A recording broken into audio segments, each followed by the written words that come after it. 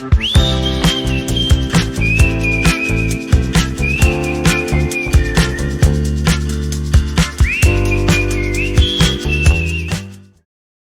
to Bright Beginnings at Home, where little minds shine and big adventures start.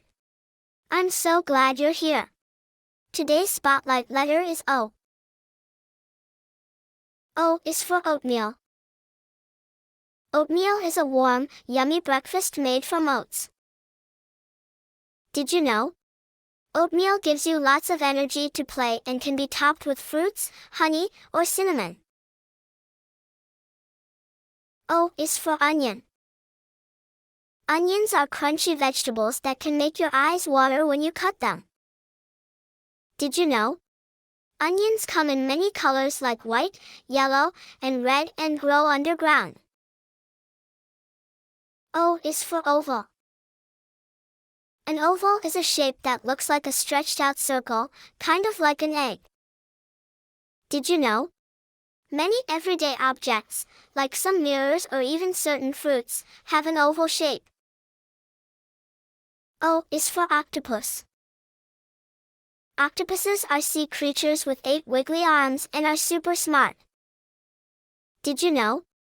Some octopuses can squirt ink to escape from danger and change color to blend in with their surroundings.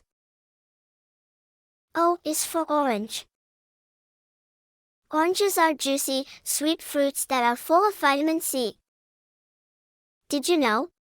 Oranges are not only tasty on their own, but they also make delicious, refreshing juice. What is your favorite O word? Let's practice tracing the letter O. Start at the top. First, place your finger on the number 1 at the top.